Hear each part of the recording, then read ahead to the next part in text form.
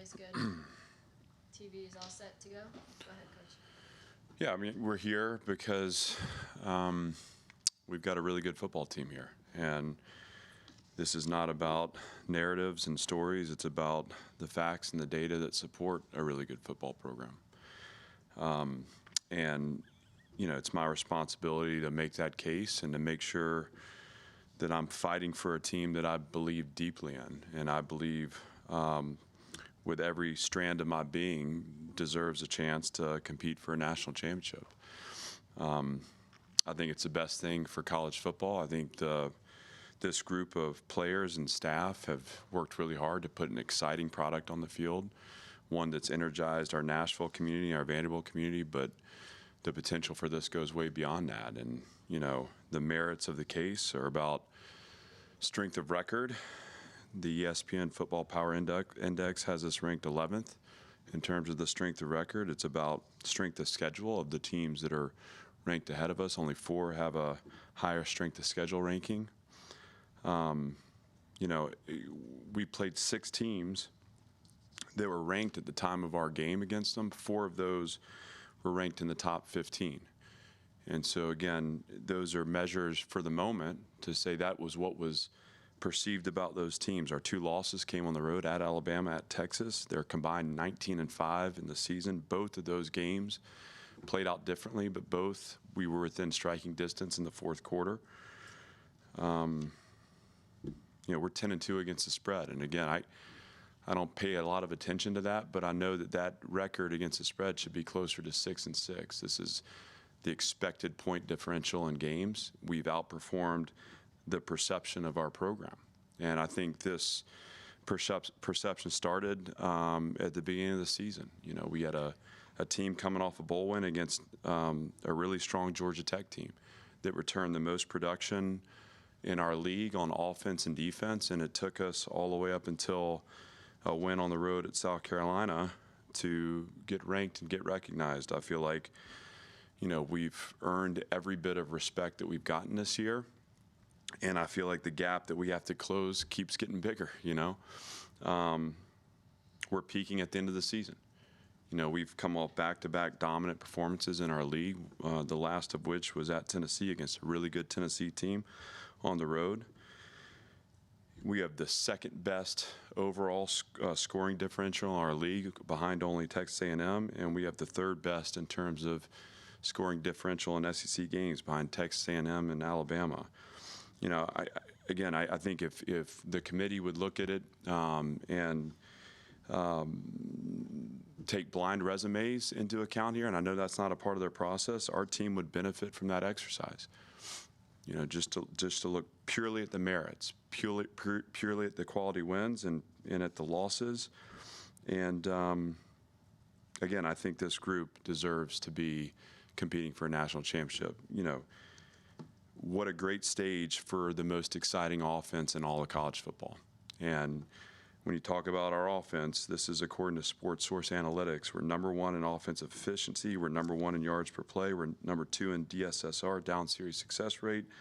We're number 3 in points per possession, number 3 in third down efficiency, number 3 in big play percentage, number 3 in offensive control rating, and number 8 in scoring offense, which includes being number 4 in points per play. We've got the best player in the country playing quarterback for us, Diego Pavia. He is the best in college football. Should be a Heisman frontrunner. We believe he belongs in New York, and he belongs winning that award. And so this team deserves the brightest lights in the biggest stages. They've earned that right. And look, I don't care how we have to get there. They can tell me whatever they want to tell me. If they want my team to play 4 more games, we'll play 4 more. If there are teams that we need to play against to play into it, tell me when and tell me where. We'll put the ball down in the parking lot and play. And this group is competitive. They're tough. It's a blood and guts team, and they poured their hearts into this. They deserve the right to have a chance to win it all. With that, I'm happy to open for questions. We'll start with Grace. Coach, you mentioned the wins over ranked teams at the time. Much of the discourse since then has been about how your ranked wins at the time, those teams have since fallen off, notably LSU, notably South Carolina. What do you have to say about the fact that the committee seems to be leaning more towards current wins over currently ranked teams and, you know, sort of downplaying those wins at the time when you guys defeated those teams? Well, I think, again, what you notice is part of the reasons those teams have fallen off is because I don't think that we were respected at the level we should have been respected, like the quality of team that we are. And so, you know, when you look at LSU, Missouri, and Tennessee, they finished 23-0 against unranked teams. They were 0-13 against the top 14. And speaking specifically about LSU, you know, they have 5 losses. Those losses are Oklahoma, Vanderbilt, Texas A&M, Alabama, and Ole Miss. I mean, you know, Missouri has 4 losses: Vanderbilt, Texas A&M, Oklahoma, and Alabama. Tennessee has 4 losses: Vanderbilt, Georgia, Oklahoma, and Alabama. I mean, this is about a league that is the playoffs. When you play in the SEC every week, you are in the playoffs. And so I know there's a lot of talk about, you know, the SEC and the bias towards the strength of our league, but just, I mean, look at the teams, look at the performances, understand exactly what the gauntlet is that we go through to get to this point. We have a 10-2 SEC football team. And at the end of the day, in my mind, that should be enough. And I think some of those teams were discounted because they lost to Vanderbilt. Well, Vanderbilt's got a damn good football team. Chrisley. You talked about beating the spread, and a lot of computer numbers still have you kind of borderline in terms of, like, FBI, I think, has you like 12 or so. Is part of the point you're making there that the computers, which track pretty heavily with the spreads, are kind of underestimating what you guys have done still? You know, Chris, I would be like so over my skis. I mean, let me tell you about how many spreads I look at in the season, you know, but I am collecting every bit of information I can. And what I understand is the spread is an indicator of expected point differential. And so, yes, I think there is we are being underestimated in terms of the strength and performance of our football team. And for whatever reason, wherever that stems from, if you look at other teams as they perform against the spread, it's glaring, the difference. And so that's all I kind of want to say on that. Otherwise, I'm going to get out of my league here pretty quick. Aria, in the back. Yeah, you know, you signed an extension right before the Tennessee game, and among the things that was announced recently is a new football experience center. You know, what does that entail to you, and what does it mean to you to have continuous facility upgrades after that's, you know, you called for them earlier this year? Well, it's an indicator of alignment, you know, and I've talked a lot about the need for facility, and, you know, we're behind, and so we need to catch up. And there are certain ways we have caught up, and there are other ways that we still lag behind. And so facilities don't get built overnight. I learned that the hard way with, you know, the stadium. It felt like forever, you know, and we have to plan. We have to, you know, break the ground and then go through the process of building the building. And hopefully, you know, that can be done in the next 2 or 3 years in total. But until then, it's about how we invest in this building to make it at a level of quality that supports an SEC football team and a playoff football team. Every day is performance. And so when you talk about your team's experience in the building, whether it's recovery modalities, whether it's spaces for them to connect and collaborate, I would imagine we're the only Power 4 team and possibly the only FBS football team that doesn't have a designated player lounge. You know, I mean, we have probably the closest team in the country, and we've done that without that designated space. So, you know, we need to get new chairs. We need to paint the walls. We need to replace the graphics. We need to do all the things that show the level of investment, not just in 3 years from now, but day to day as we progress this program forward. All of that is met with alignment from our administration. You know, Candace has been just an incredible partner. Chancellor Diermeyer has been an incredible partner, and, you know, we are all 3 anxious to build on the momentum of this season, and so I feel so good and so excited about where this is headed, and we're going to get there quickly. But in the meantime, we can't just punt our progress for 3 years from now. We got to show that day in, day out here we are responding to the results and supporting this team at a higher level. Chris Harris. Ask Candace this too. Is there something that may lead you to believe that, because teams do it this time of year every year, that lobbying on behalf of your team may have some sway over how the committee ends up deciding, since it is a little subjective because there's a human element to it? Well, that's why I'm here today, you know? I mean, I like hanging out with Teresa. I knew she was going to be here, and so I got excited. And Ari, you could have come down in the first few rows, but I appreciate that too. Okay, fair enough. Yeah, that's fair enough. Most people don't want to see me, so I appreciate the fact that.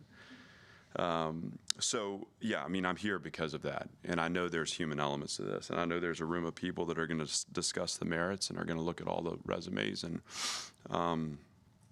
you know, it's important that I fight for my team, and you know, we're a team that's intact. We're a team that our coaching staff believes in this group. Our players believe in each other. I mean, they are so mission focused. And again, so much of late football comes down to, you know, how consistent can you be? How committed are you to winning?